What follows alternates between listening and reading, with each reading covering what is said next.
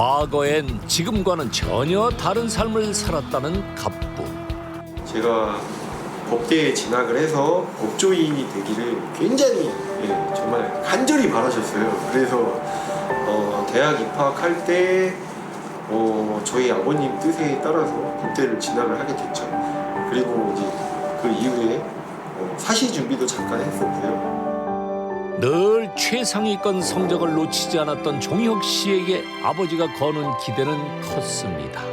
하지만 아시겠지만 이 법학 공부라는 건 엉덩이가 굉장히 무거워야 할 수 있어요. 한 번 앉아서 2시간이고 3시간이고 계속 진드거니 책을 읽을 수 있어야 되는데 저는 이제 한 30분에서 1시간이 지나면 이제 허리가 배에 꼬이면서 뭐 어디 나가서 누구 만나서 뭐 이야기할 거 없나, 뭐 어디 나갈 거 없나 이런 걸 찾는 사람이다 보니까 아무리 열심히 하려고 해도 저한테는 좀 안 맞는 옷이었고 힘들었던 일이었던 거죠. 아버지의 뜻대로 3번이나 사법고시에 도전하지만 모두 실패. 그 후 돈이 된다는 말에 학원과 인테리어 사업을 병행했습니다. 하지만 준비 없이 시작한 일은 집 보증금까지 날리며 실패라는 오명만 더 짙어질 뿐이었는데요. 제가 사업을 할 때는 정말 열심히 했거든요. 정말 밤을 꿀딱꿀딱 새면서 일을 했는데도 사업 실패를 했어요. 근데 그때 제가 한 일주일 정도 밖에도 안 나가고 방에 처박혀가지고 고민을 했는데 그때 나이 30 중반이 되어갈 즈음에 저한테 처음으로 질문을 했던 것 같아요. 너는 뭘 좋아하고 너는 뭘 잘할 수 있니?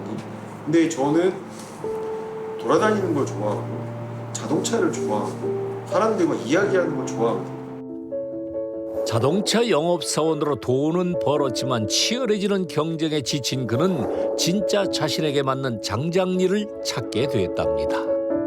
장작 생산이나 이런 쪽 일은 남들이 봤을 때는 되게 힘들고 하찮은 일일지 모르겠지만 저는 몸을 써서 무엇인가 하는 걸 좋아하고 그리고 또 제가 좋아하는 캠핑에 관련된 일이고 하다 보니까 몸은 힘들어도 정말 마음속에서는 신나게 할 수 있었던 것 같아요. 그래서 제가 법대에 진학을 했지만 정작 제가 좋아하고 잘할 수 있는 일이 아니었기 때문에 결과적으로 이렇게 법조인이 되는데 실패했다라고 생각을 하고요. 제가 좋아하고 잘 알고 있고 잘 할 수 있는 분야를 선택을 했기 때문에 그래도 어느 정도 이렇게 궤도에 오를 수 있지 않았을까 생각을 합니다.